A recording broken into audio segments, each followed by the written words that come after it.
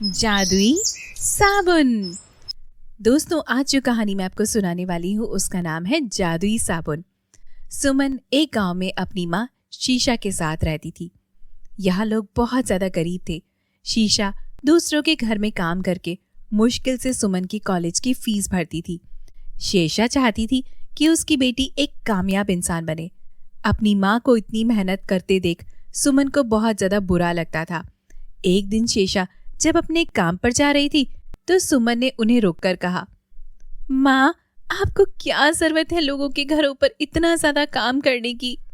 अरे बेटी, काम नहीं करूंगी तो तेरे कॉलेज की फीस कैसे भरूंगी? लेकिन माँ, आपको इस तरह दिन रात काम करते देखकर मुझे बिल्कुल भी अच्छा नहीं लगता माँ। और मैं वैसे भी पढ़ाई कर रही हूँ ना, कुछ सालों बाद माँ मेरी अच्छी नौकरी भी लग जाएगी। हाँ बेटा, तब तेरी जब नौकरी लग जाएगी तब मैं किसी के घर में भी काम नहीं करूंगी। वैसे भी तुम मेरी प्यारी बेटी है, मुझे पता है कि तुम मेरे लिए कुछ भी कर सकती है। माँ, आपको पता नहीं है, मेरे कॉलेज में एक लड़की है सुनैना। माँ, वो पता है क्या कहती है? वो कहती है कि आप लोगों के घरों में काम करती हो और मुझे पढ़ाती हो। मुझे बिल्कुल भी अच्छा नहीं लगता है। गुड़िया रानी, हमें दूसरों के बारे में कभी भी नहीं सोचना चाहिए कि वो हमारे बारे में क्या कहते हैं। मैं दूसरों के घर में काम करती हूँ ताकि मैं तुम्हारी पढ़ाई जारी रख सकूं। तुम जानती हो ना बेटी कि हमारे घर की आर्थिक स्थिति बिल्कुल भी ठीक नहीं है और ऊपर से पूरे घर के खर्चे भी हैं बेटा, जो मुझे संभालने पड़ते हैं। अगर मैं इस तरह से काम नहीं करूंगी बेटी, तो फिर यह सारे खर्चे कैसे पूरे होंगे? बेटी, मैं चाहती हूँ कि तुम पढ़ाई करके जल्दी से एक कामयाब इंसान बनो, ताकि फिर मैं इस तरह के काम कभी ना करूं। हाँ माँ, मैं जरूर से बहुत मेहनत करूंगी माँ, और मैं जरूर से अव्वल आऊंगी और एक दिन आपको कामयाब लड़की बनके जरूर से दिखाऊंगी माँ। आपका ये सपना मैं जरूर पूरा करूंगी। मेरी प्यारी गुड़िया रानी, तुम दुनिया की सबसे अच्छी लड़की हो। मुझे पता है कि तुम एक दिन जरूर से सफल बनोगी। माँ, मैं आपका ये विश्वास कभी भी नहीं टूटने दूंगी। अच्छा ठीक है बेटी, अब मैं काम पर चलती हूँ, मुझे बहुत देर हो रही है। तुम भी अपने कॉलेज जाने की तैयारी करो। जी हाँ माँ, बस मैं भी तैयार होती हूँ। अलविदा बेटी। यह कहकर शीशा अपने काम पर चली जाती है। सुमन भी अपने कॉलेज के लिए निकलने लगती है। जैसे ही सुमन अपने कॉलेज पहुंचती है, उसके कॉलेज में सुनैना अपने दोस्तों के बीच में खड़ी होकर उससे कहती है, हाय सुमन, कैसी हो तुम? तुम्हें पता है मैं तुम्हारा इंतजार कितनी देर से कर रही थी। क्यों, क्या हुआ सुनैना? कुछ काम है तुम्हें? नहीं, मुझे तुमसे कोई काम नहीं है। बस तुम अपनी माँ को बोलना कि हमारे घर काम पे थोड़ा टाइम से आया करें। वो क्या, मैं ब्यूटी कॉन्टेस्ट में पार्टिसिपेट करने वाली हूँ ना, तो तुम्हारी माँ जब बहुत लेट आती है तो मुझे भी लेट हो जाता है और ना मुझे टाइम पे खाना नहीं मिलता है, यू नो। इसलिए मैं चाहती थी कि तुम तुम्हारी मॉम को ये मैसेज पास ऑन कर दो कि वह हमारे घर पे टाइम पे आया करे, ताकि मुझे मेरा नाश्ता भी टाइम पे मिल जाया करे। बस यही कहना था सुनैना तुमको? हाँ, लेकिन प्लीज तुम ये मेरा मैसेज पास ऑन कर दोगी ना?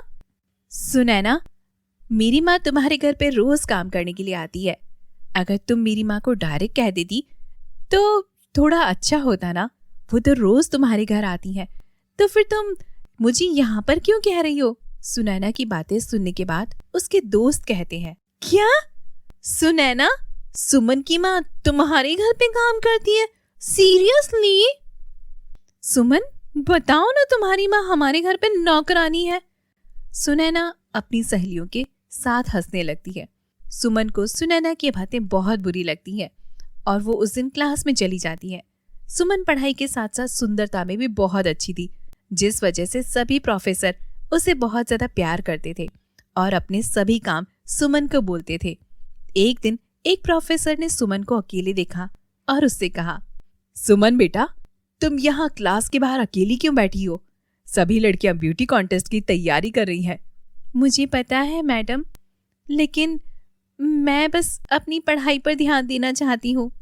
बेटी, तुम भी इस ब्यूटी कॉन्टेस्ट में पार्टिसिपेट कर सकती हो। नहीं, मैं इस ब्यूटी कॉन्टेस्ट में पार्टिसिपेट नहीं कर सकती मैम। क्यों नहीं? तुम बहुत सुंदर हो, तुम पढ़ाई में भी अच्छी हो, तुम्हें इस प्रतियोगिता में जरूर से भाग लेना चाहिए। लेकिन प्रोफेसर, इस प्रतियोगिता में पार्टिसिपेट करने के लिए मेरे पास कोई अच्छी ड्रेस नहीं है, इसलिए मैं इस ब्यूटी कॉन्टेस्ट में पार्टिसिपेट नहीं करना चाहती। मैं बस अपनी पढ़ाई पर ही ध्यान देना चाहती हूँ। वैसे भी इस ब्यूटी कॉन्टेस्ट में पार्टिसिपेट करने से मुझे क्या मिल जाएगा? मैं जानती हूँ कि तुम एक कामयाब लड़की बनना चाहती हो, लेकिन तकदीर कभी कभार वो करवा देती है जो हमने कभी सोचा भी नहीं होता। और क्या पता, इस प्रतियोगिता में भाग लेने से तुम्हारे नसीब हमेशा के लिए खुल जाए।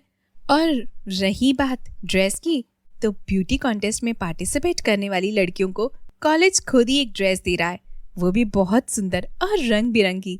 क्या आप सच कह रहे हैं? तो फिर तो मैं जरूर से इस ब्यूटी कॉन्टेस्ट में पार्टिसिपेट करूंगी। ये हुई ना बात, मैं तुम्हारा नाम प्रतियोगिता सूची में लिखवा देती हूँ। जी हाँ प्रोफेसर, आपका बहुत बहुत धन्यवाद कि आपने मेरा इतना हौसला बढ़ाया। कोई बात नहीं, तुम मेरी सबसे अच्छी स्टूडेंट हो, मेरा फर्ज था तुम्हें बताना। ये कहकर प्रोफेसर वहां से चली जाती है। बाकी लड़कियों की तरह अब सुमन भी प्रतियोगिता में मन लगाकर पार्टिसिपेट करने की रिहर्सल करने लगती है। सुमन बहुत ज्यादा खुश थी कि अब वो ब्यूटी कॉन्टेस्ट में पार्टिसिपेट करने वाली है, लेकिन जब ये बात सुनैना को पता चलती है तो उसे बहुत ज्यादा गुस्सा आता है। वो आग बबूली हो जाती है। क्या अब ये सुमन भी इस ब्यूटी कॉन्टेस्ट में पार्टिसिपेट करेगी? अब मेरा जीतना बहुत ज्यादा नामुमकिन है, मैं उसे इस प्रतियोगिता में भाग नहीं लेने दूंगी। ये कहकर सुनैना अपने घर चली जाती है। सुनैना अपने मन में सोचती है, क्यों ना मैं सुमन के ऊपर एक केमिकल डाल दूं जिससे कि वो कॉन्टेस्ट में पार्टिसिपेट ही नहीं कर पाए। ये सोचकर सुनैना अपने पिता से कहती है, पिताजी, आप एक बहुत स्ट्रॉन्ग केमिकल आज ही शहर से मेरे लिए मंगवा दीजिए। लेकिन क्या हुआ बेटी, क्यों केमिकल चाहिए?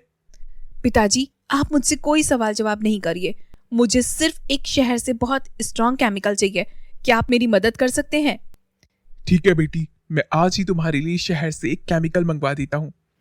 ये कहकर सुनैना के पिताजी ने शहर से एक केमिकल मंगवा दिया और वो केमिकल अपनी बेटी को दे दिया।